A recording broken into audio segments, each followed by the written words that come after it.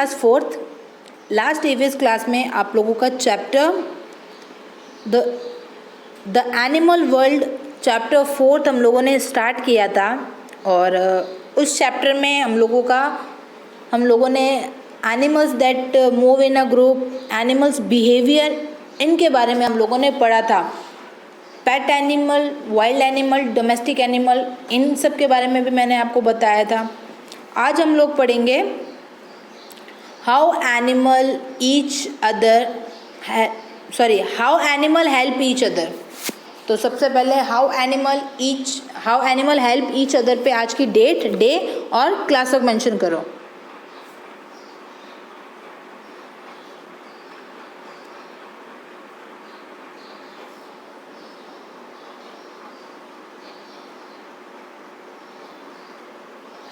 Last class में 2 activity का आपको होमवर्क दिया था, time to think and take a break वाली एक्टिविटी, एंड आई होप आप लोगों ने ये कर लिया है। मैंने होमवर्क दिया था कि यहाँ तक जहाँ तक मैंने पढ़ाया था वहाँ तक आपको इस चैप्टर को 3 टाइम्स रीड आउट करना है ताकि ये चैप्टर आपको अच्छे से समझ में आ जाए। मैं एक बार वापस रिकॉल कर देती हूँ कि लास्ट क्लास में हम लोगों ने क्या क्या पढ़ा था। तो सबसे पहले हमने पढ़ा था pet animal, domestic animal, wild animal. फिर से रिपीट कर रही हूँ, पेट एनिमल वो होते हैं जिनको हम घर में पालते हैं, डोमेस्टिक एनिमल वो होते हैं जिनको हम घर के बैकयार्ड और या फिर हमारे फार्म हाउस में पालते हैं, और मेन मोटिव हमारा उनसे मनी अर्न करना होता है।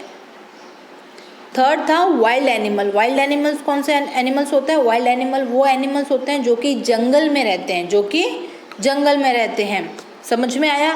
देन आफ्टर हम लोगों ने पढ़ा था animal that move in group. मैंने बताया था आपको कुछ एनिमल्स ऐसे होते हैं जो कि झुंड में रहते हैं। वो झुंड में क्यों रहते हैं? क्योंकि फर्स्ट उसका पॉइंट था कि वो झुंड में रहकर सेफ फील करते हैं। सेकंड था वो जब झुंड में रहते हैं तो कुछ एटमॉस्फेयर को सरवाइव करने के लिए भी झुंड में रहते हैं। और थर्ड ये था कि उनको अपना खाना जो फूड है वो ढूंढने के लिए एक प्लेस से दूसरी प्लेस जाना पड़ता है, तो फिर वो झुंड में जाते हैं और उस खाने को मिल बांट कर खाते हैं, तो इस वजह से वो झुंड में रहते हैं। नेक्स्ट पॉइंट था हमारा एनिमल्स बिहेवियर, और एनिमल्स बिहेवियर में हमने पढ़ा था कि ये फ्रेंडली एनिमल्स होते हैं, शाय एनिमल्स होते हैं और वाइल्ड एनिमल्स होते हैं। फ्रेंडली एनिमल्स कौन से होते हैं? जो इंसानों के साथ जिनका बिहेवियर फ्रेंडली होता है, यानी वो जल्दी से उनसे दोस्ती कर लेते हैं। एग्जाम्पल कौन कौन से थे? Cat, dog and cow. Cat, dog और काऊ जो होते हैं वो ऐसे एनिमल्स होते हैं जो कि जिनका नेचर जो होता है वो फ्रेंडली होता है, वो जल्दी इंसानों से दोस्ती कर लेते हैं। कुछ एनिमल्स होते हैं शाय एनिमल्स। शाय एनिमल्स कौन से होते हैं? शाय एनिमल्स वो होते हैं जो इंसानों से डरते हैं। फॉर एग्जाम्पल कौन कौन सा था उनका? Rabbit, square, pig, fish etcetera.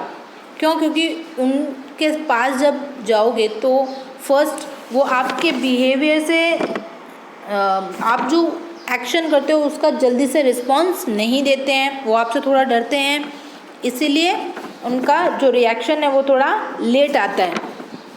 Third थे वाइल्ड एनिमल। वाइल्ड एनिमल कौन से थे? Tiger, wolf, lion, fox.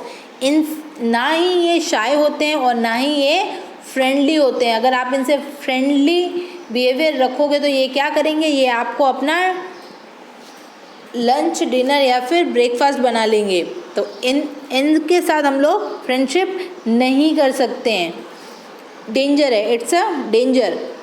आज का हमारा टॉपिक है how animal help each other. Animal एक दूसरे की हेल्प कैसे करते हैं। स्टार्ट करें चैप्टर। डेट, डे, क्लास में मेंशन कर लिया आप लोगों ने। Now come to the chapter. Birds called egrets are usually found on the back of a cattle, deer and elephant. अच्छा, जो एलिगेट्स बर्ड है वो डियर, एलिफेंट और कैटल की बैक पर बैठते हैं। They feed on the insect found on the body of these animal. वो इन एनिमल्स के बॉडी पे अगर कोई इंसेक्ट यानी जो कीड़े मकोड़े अगर समथिंग ऐसा कुछ है तो वो उनसे जो है मतलब हटा देते हैं या फिर खाते होंगे ये। When these birds sense fear, they fly away those warning for the animals। अच्छा, जब वो एनिमल्स उनके पीठ पर बैठे होते हैं और तो वो उनके पीठ पे से जो दूसरे जो इंसेक्ट एनिमल्स होते हैं, जो कीड़े मकोड़े या कुछ इस टाइप के एनिमल्स होते हैं, उन्हें हटाते भी हैं।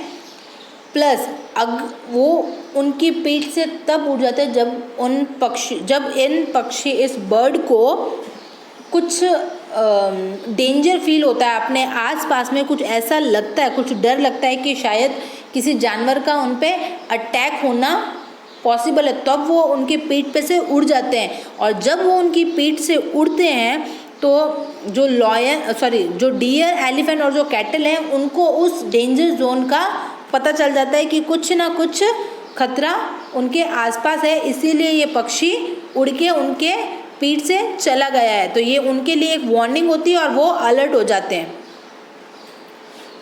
Removes are a type of a fish that ride on top of ए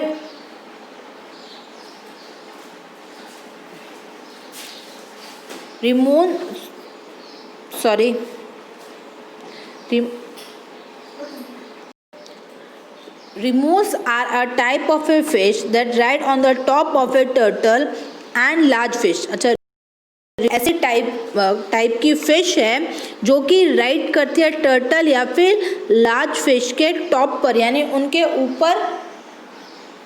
ऊपर बैठ के नहीं, उनके ऊपर, यानी जहाँ वो वाटर में जहाँ वो चल रहे होते हैं उनके ऊपर वो ड्राइव करती है। They feed on the leftover remain of the pair on these animal। They feed on the parasite found on the body of the hot animal।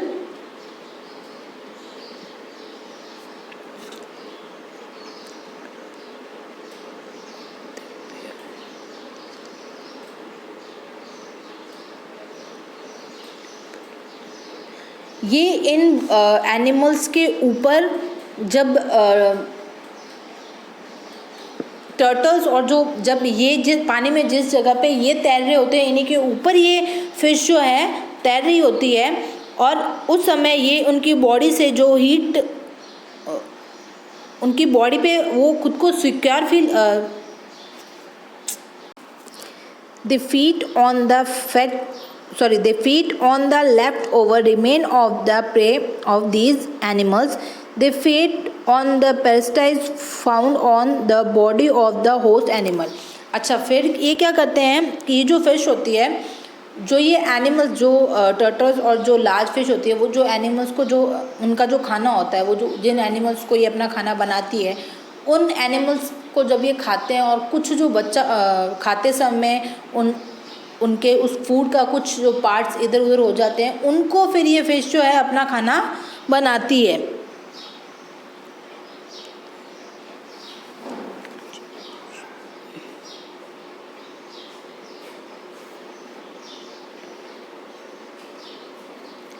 The Egyptian plover sit inside the mouth of the crocodile and clean these teeth।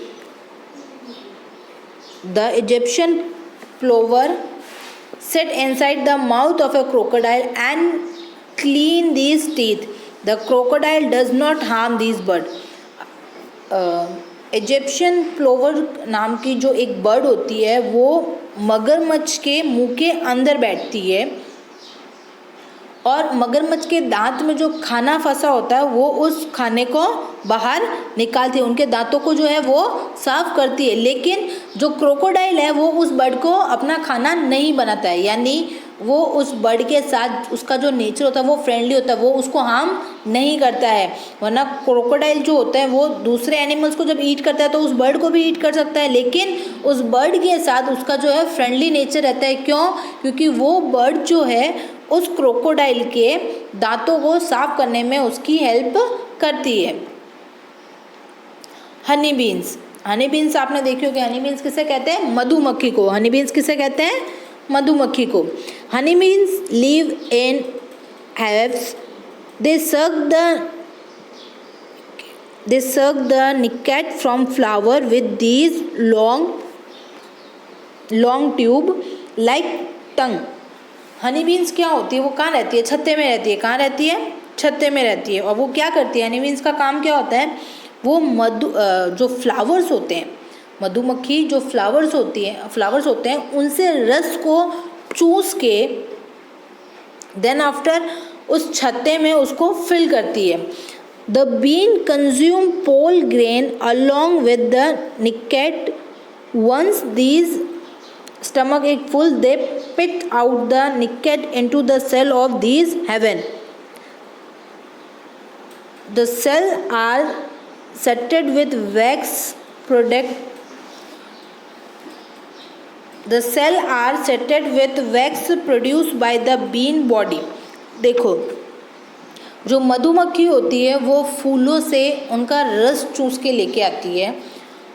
रस चूसने के बाद जितना उसका पेट fill हो जाता है, यानी जितना उसके पेट में जगह होती है उतना वो उस अपने अंदर रखती है। बाकी जो है उस जो छत्ता होता है उस छत्ते के अंदर एक तरह से आप कह सकते हो उल्टी कर देती है। तो जो मधुमक्खी के छत्ते में जो हनी होता है वो उसका बचा हुआ शेष है, यानी वो जो उसने वोमिट किया है वो होता है।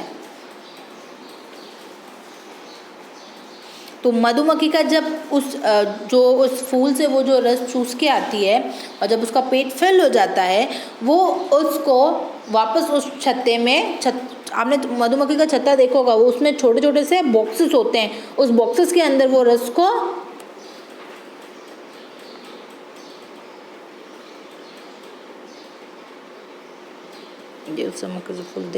they spit on the nickel into the cell of these hive. The cell are saturated with wax produced by the bean body. After a few days, the nickel turn into honey. Cells are built by work bean from the wax that come out of these bodies. अच्छा, जब वो जो रस होता है वो रस उन बॉक्सेस के अंदर उड़ेल देती है, देन आफ्टर कुछ समय के बाद वो जो रस होता है वो हनी में कन्वर्ट हो जाता है। किस में कन्वर्ट हो जाता है? हनी में कन्वर्ट हो जाता है। In order to collect honey the bean havers is set on the fire. The fire dry away the beans from the havel. The havel is removed and the honey is exit. और जब वो छत्ते में रस बन जाता है, then after क्या किया जाता है? मधुमक्खी के छत्ते के नीचे फायर लगाई, यानी आग लगाई जाती है, ताकि उस आग की तपन से या उस धुएं से वो जो मधुमक्खियाँ हैं वो अपने छत्ते को छोड़ के चले जाए और जो ये मधुमक्खी के छत्ते में से हनी निकालने का काम करते हैं वो उस छत्ते को तोड़ ले। देन आफ्टर उसमें से जो रस निकालने का मतलब जो हनी निकालने का जो भी प्रोसीजर होता है उसको आगे कंटिन्यू करते हैं। तो इस तरीके से मधुमक्खी आपने आज देखा, मतलब सुना कि जो मधुमक्खी होती है वो किस तरीके से उस छत्ते के अंदर फूलों के रस से उस जो हनी जो हम लोग खाने में यूज़ करते हैं वो हनी कैसे बनता है। वो सबसे पहले पिक करती हैं, देन आफ्टर उसमें स्टोक करके रखती हैं। वो स्टोक करने के बाद में वो थोड़े दिनों के बाद में हनी बन जाता है और देन आफ्टर हम लोग उसे कंज्यूम करते हैं। तो क्लास 4th आज हम लोग क्लास जो है अपनी यहीं ओवर करेंगे। आज हम लोगों का जो टॉपिक हम लोगों ने क्लियर किया था वो था how animal help each other and second था हनी बीन्स। तो ये दो टॉपिक आज हम लोगों ने कंप्लीट किए हैं और आपका होमवर्क यही है आज का।